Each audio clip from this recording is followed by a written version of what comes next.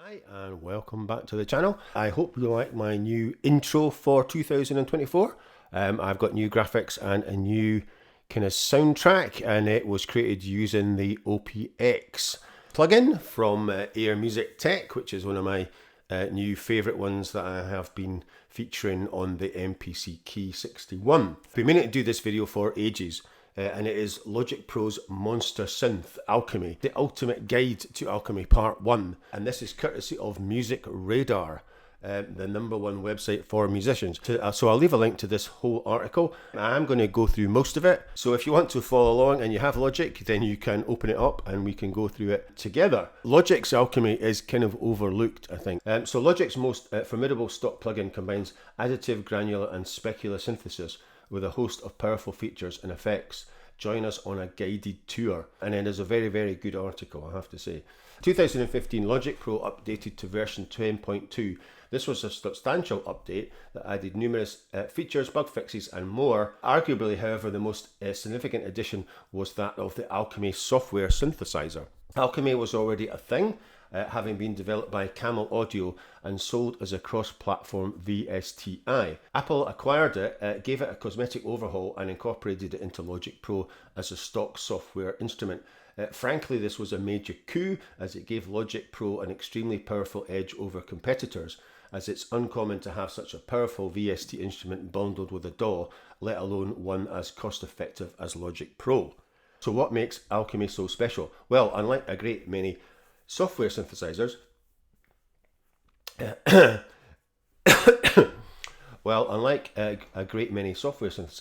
it doesn't rely on commonplace subtractive synthesis techniques, and nor does it rely on FM, wavetable, or analog modeling.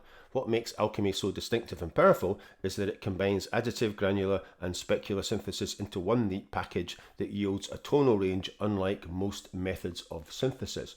Furthermore, while it's an incredibly deep and complex instrument, its user interfacing is somewhat of a masterclass in accessibility, allowing experienced and new users alike to get a lot out of this instrument. If you're a Logic Pro user, chances are you've stumbled upon Alchemy and maybe used it via some preset patches in the library. However, understanding its workflow methods and architecture will allow you to customize and design sounds far beyond what's present in the library presets.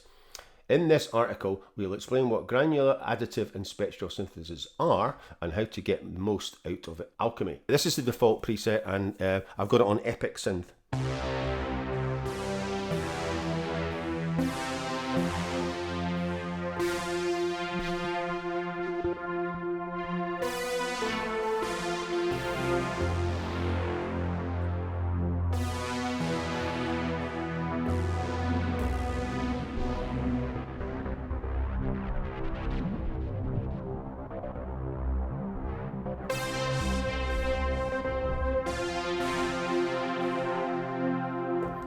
And that is pretty cool. So you've got browser, which incorporates the perform section at the bottom. You've got simple, which is only this kind of perform section, and then you've got advanced. And very rarely have I ever gone into advanced. So that is what we're kind of going to be looking at today. So we'll start off with the additive synthesis. So in simple terms, additive synthesis is the creation of tones and timbres by blending multiple sine waves together. This is in fact the form of synthesis most closely aligned with natural acoustic sounds. Whether it is an acoustic musical instrument, a human voice, footsteps, the sound of leaves rustling, the chirp of a bird, etc. All acoustic sounds are a complex combination of many different sine waves, all resonating at the same time to induce distinctive identifiable overtones. So even if you don't use Logic Pro, you can watch this and learn about different types of synthesis. In its simplest form, additive synthesis can often sound similar to frequency modulation, FM synthesis.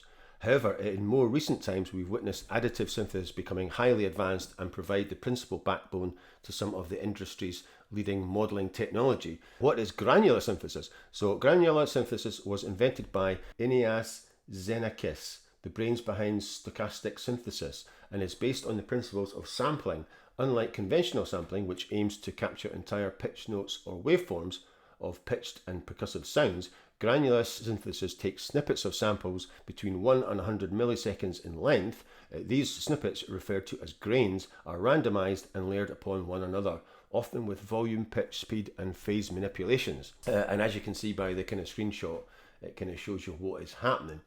The resulting effect is often bizarre, highly textural tones with tangible, somewhat identifiable characteristics, but whilst familiar sounding, are hard to pinpoint exactly what the sound sample was. It's an abstract and difficult thing to explain, but let's say, for example, your Granular Synthesis sample sourced with an acoustic guitar, whilst the end sound might not resemble an acoustic guitar in any way, there would nonetheless be fragments of the brassy, bronze-like string plucks nested within the sounds, albeit in a broken, warped and fragmented way. Quite a good explanation of granular synthesis, because it's not exactly easy to understand that one.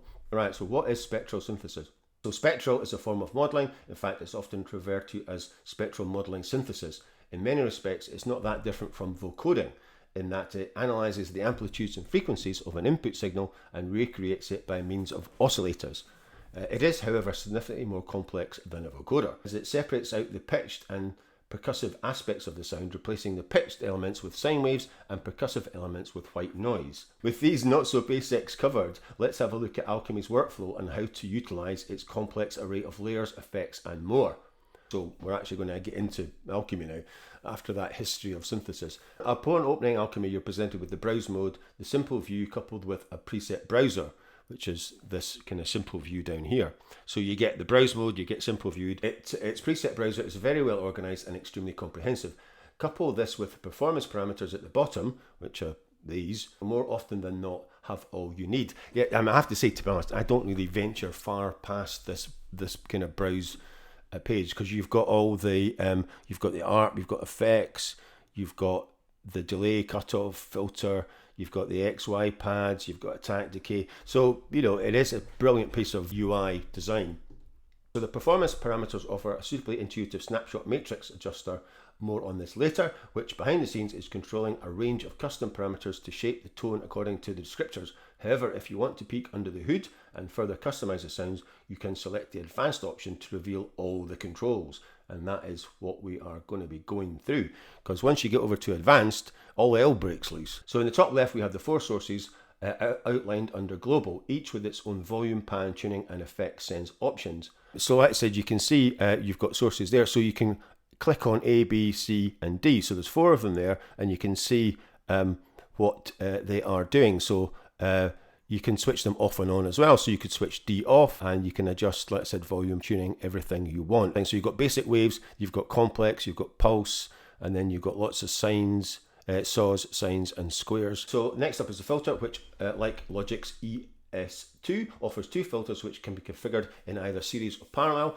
There is a plethora of analog filter models to choose from, which with numerous low pass, band pass and high pass options, as well as quirky and unusual filters such as comb, formant and notch. And there is an absolute ton. I mean, that is, I think, probably the most choice you're going to get in any software synth. So you've got all the low pass, band pass and high pass, and then you've got bit crushers, combs, and I do like combs, compressor, FM, formant, notch, you name it. So that is pretty incredible, and you've got two of those.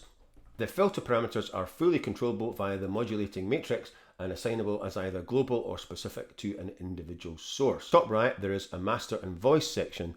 So you've got master and voices, which hosts the usual parameters: volume, pan, coarse, fine tune, number of voices, glide, pimento, mono, polo, etc. And as you can see, you can have voices on all or individual. So you can pan the voices left and right for each voice. So we'll go back to sources. For now, think of the sources as your oscillators or tone generators, or perhaps even samplers. We can utilize up to 4 sources. There are close to 100 oscillator wave shapes to choose from. And like I said, you can see there are at least 100 in here. As you can see, there's lots and lots. From here, you can dial in various types of synthesis selectable on the right-hand side.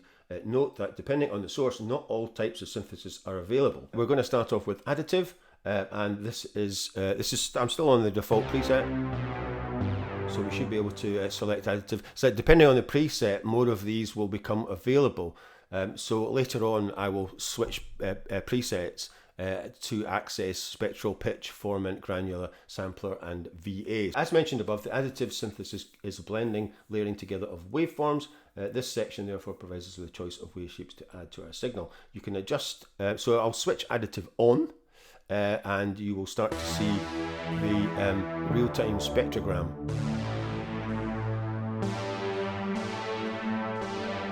So if I change patches, you will see these different waveforms as well. So this is the different versions of this default patch. So we have ARPs as well, and you can see the ARPs.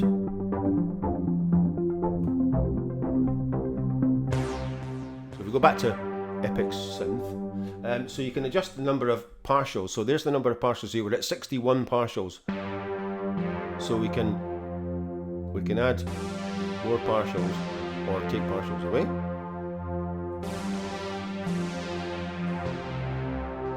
So the more you add, the more varied the tone becomes. So if we'll bump it back up to 245, you can also alter the pitch of the partials.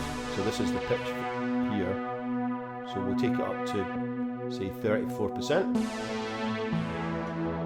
So you can also alter the pitch of partials to induce dissonance and or color characterful overtones. Lastly, there's the symmetry of the waveform, which alters the length. Symmetry doesn't show up until you go to complex, and then you get a symmetry there as well.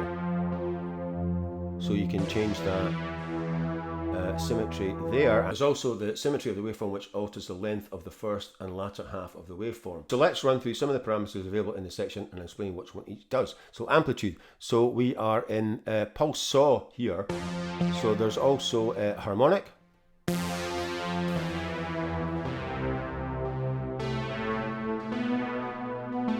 And that allows you to adjust the amplitude of the partials based on the tuning. So if we kind of adjust. So that's harmonic. There is pulse saw, which is what we started off with. And saw noise.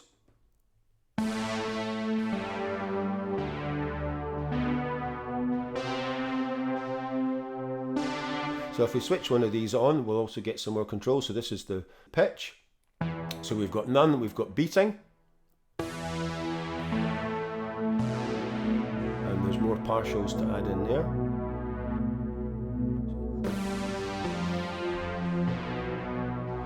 And then we've got things like stretch, shift, magnet, and noise. So that applies noise waveforms to the pitch. So you can add in some more partials. So you've got another one here as well at the end. So that is the effects: auto pan, comb, EQ, filter, spread, strum, and ripples. So let's put ripples on.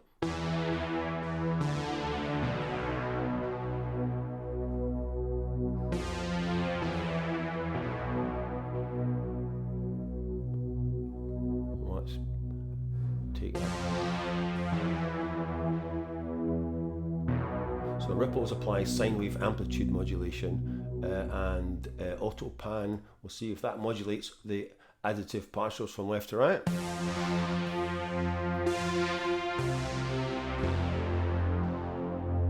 And EQ applies EQ controls, and filter applies high pass, low pass. So let's try filter.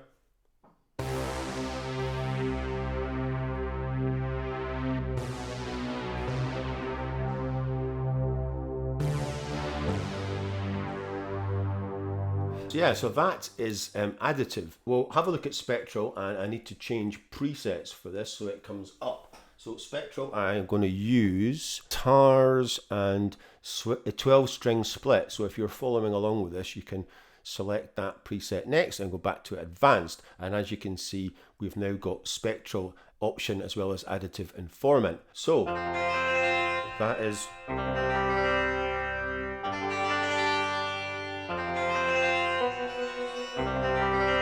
and it's split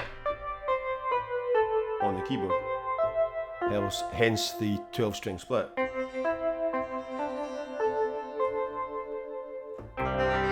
So we'll stick with a kind of guitar sound because it sounds a bit better. Right, so Spectral. The mode is only available when you have imported a sample as your source, as opposed to selecting one from the many waveforms. As outlined above, much like a vocoder, the signal is analysed and modelled using sine waves and noise. Then it is summed up with the source signal. So there are numerous variables and parameters to shape and alter the influence of the spectral modelling. Alongside the self-explanatory volume and high pass, low pass, there are 2 assignable effect slots with an interesting selection of devices. Let's run through some of those. We've got pitch and noise. So if you pitch, you've got bloom, blur, cloud, frequency shift, frequency stretch, gate, glide, shimmer, shuffle. Oh, let's put shimmer on.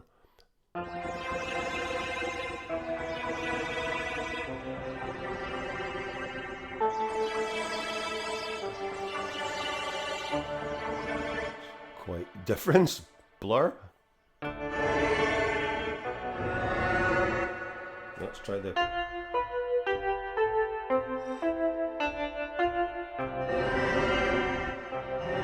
That is a bit mental, isn't it? Let's try another one. Frequency shift.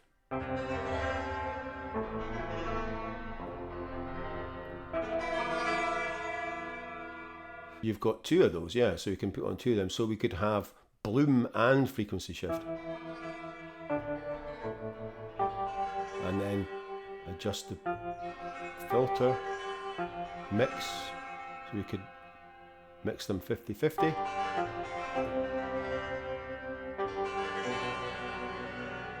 Right, so let's have a look at Formant, and this I have switched patches to 80s hard bass. And we are going to have a look at the Formant section. So this has additive, spectral, pitch and Formant as well. So pitch, there's nothing really much to pitch, so I haven't really kind of talked about that. As you can see, there's very little there. So we're on synthesized. So we'll switch that on. So this section in particular, where you can bring distinctive character and eerie organic feeling elements to your tones. That sounds right up my street. It's divided into 2 sections, analyze and synthesize. They largely do the same thing. However, analyze is only available if you have enabled Formant analysis upon sample import. And obviously we're dealing with a preset, so this one only has synthesized available. So you've got shift, which moves the Formant semitone, halftone intervals.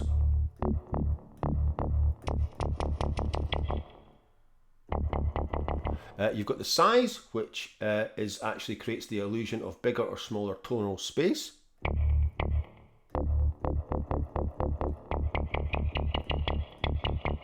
The frequency, which you can change the frequency, and then select is synthesized only. So some of these are analyzed only, and some of them are synthesized only. So select is move blend through the filter types explained below. And there are, so you've got 4 filter types, so you can see you can kind of blend them together. So we're in, so this particular preset, they're all classic.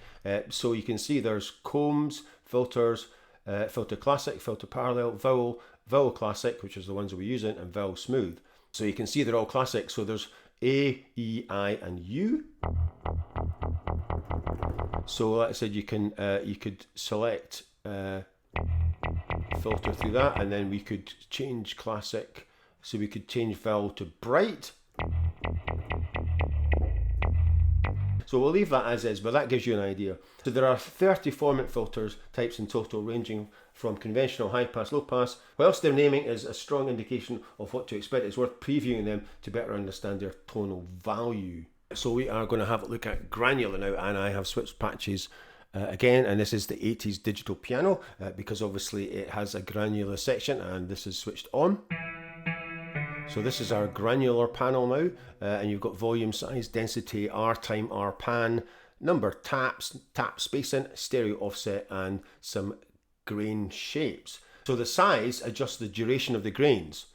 Right, not the size of the grains, the duration of the grains. The shorter, the choppier, noisier, and more dissonant things become. So yeah, so you can hear. So the more size, the kind of smoother it becomes. Density determines the number of overlapping grains. Low values have an almost tremolo-like slicing effect. Oh, so it does.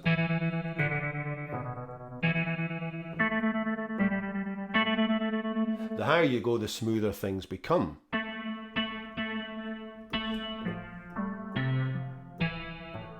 sounds quite cool, isn't it? So if you want a bit of tremolo, so if this was a guitar, it'd sound quite good. So R time is, it applies randomization. So the R is for randomization. So it applies randomizations to grain start points. The higher the value, the thicker and warmer thing tends to get. So that is quite tinny. Wouldn't say it's a bit thicker, but it's not much warmer, is it? Our pan is obviously the panning of the gains. So we'll ramp that up to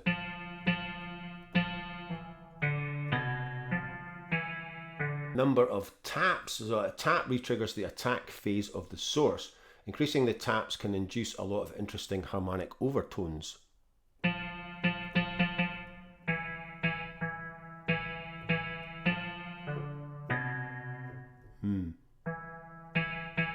Tap spacing, which is full up, it determines how long a tap is played when it's cycled, and stereo offset, it widens or narrows the stereo image. So we'll ramp up that full. I have to say it can't really hear a huge amount of difference there, but that could be just this particular sample. Lastly, there's the grain shape, and think of this as the amplitude's envelope of each grain. They're all based on established envelope filter shapes found throughout electronic signal processing. So we've got Han, needle, ramp down. So it says must provide a gradient fade in out. However, the ramps and rectangle have flat edges, meaning they can be fairly choppy. So ramp up, ramp down, ramp up, kind of choppier. Rectangle has flat edges, apparently, and trapezoid, triangle, and tucky. I don't know what tucky is. I don't know. I don't know what Han is. Never mind anything else. That is the granular section. So we'll switch over to VA, and I can stick with the digital piano apparently. Right. So you can see we have got an oscillator and a noise. So we'll switch them both on, and the oscillator has quite a lot. It has this basically, I think, the same as kind of these over here. So you've got basic, complex, pulse, saw, sine, and square. As you can see, there's hundreds of them. So you've got volume and you've got symmetry, and that is just the shape symmetry of the waveforms. You've got phase and you've got sync. So sync synchronizes the oscillator with the pitch of the source oscillator.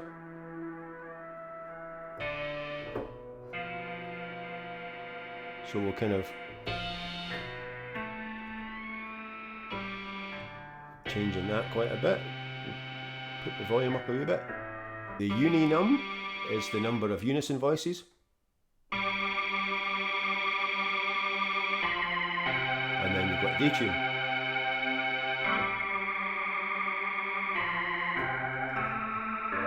Well, that's going from that. Then we could change the wave to, say, a sine wave. So that's quite a difference, isn't it? We can take the phase back down and the symmetry back down. Tons of noises as well. So you've got volume, tune, and then low cut, high cut. So we're on white, and we've got things like carpet. What?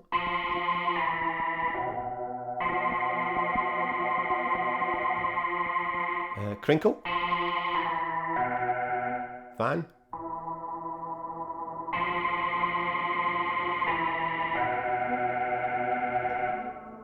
and what's some of the weird ones? Oh, you got liquid. Liquid's quite cool. We'll take that oscillator off so you can actually hear these better. So you're getting liquid noise. You've got fire.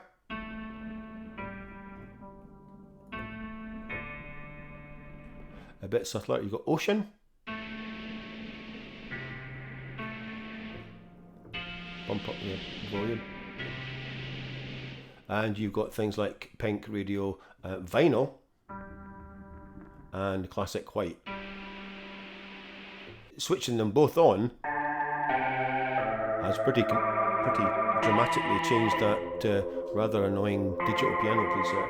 The last one that they're going to talk about is Morph, which you don't really kind of notice really. So upon first viewing Alchemy in advanced mode, we see the 4 sources, and we have kind of covered those as A, B, C and D sources. Here, the 4 sources can be mixed with the respective volume controls. However, lurking beneath the individual source selectors is the Morph feature. Dun, dun, dun. What the okay is Morph all about? And yes, it has an XY pad for even more mentalness. So the morphing goes beyond simply mixing the output levels of each source, and instead actually morphs or cross-pollinates the synthesis that's taking place in each source.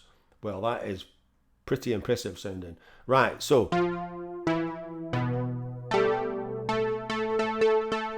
let's see what we can do with our airy synth lead. So the first one is the X fade XY. So that crossfades between all 4 sources. So we can just drag this around. So there we go. That sounds better already.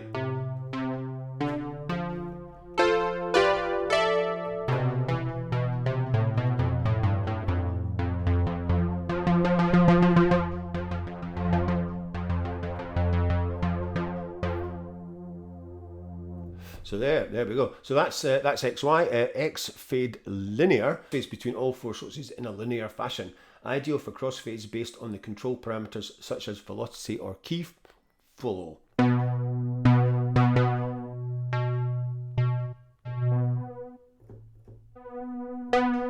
you can see that's kind of starting off at kind of A, B. And then Morph XY, multiple aspects of each source are time aligned, morphed, merged together and moved, adjusted together according to where your point is placed on the axis. There's a lot going on behind the scenes, no shit, with this control, and it can be hard to instantly pinpoint precisely what each morphing characteristic is doing. Right, so I will switch auto gain on, see if that helps. No, it doesn't. And so we've got all, and then you've got the individual elements. So you can see that's kind of why there's not much happening. So if we switch presets, you can see there's all sorts of things going on. So you can just, I mean, it's mental. What the? So you can see it's adjusting all these.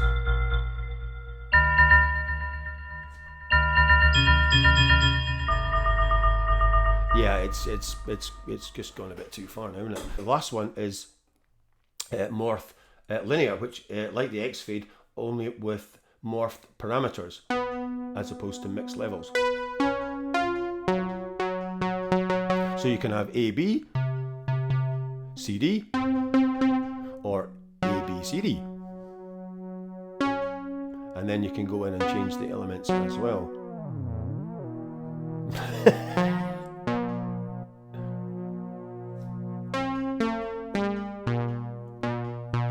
I mean, like I said, it is mental. The amount of controls in this thing are just absolutely ridiculous. And like I said, we're only halfway through. This is part 1. So after all this, it says, okay, how are you holding up? Yeah, we're all a bit knackered. That was a lot of info to digest regarding how to generate and manipulate tones at their source. So let's take a break for now and catch up with the rest of this hugely powerful synth in the next tutorial. So I will be doing the Ultimate Guide to Alchemy Part 2, and where we will look at some more of the features. So thanks for watching, and as usual, if you have enjoyed this, please remember to like, subscribe, share and comment, and I'll see you in part 2.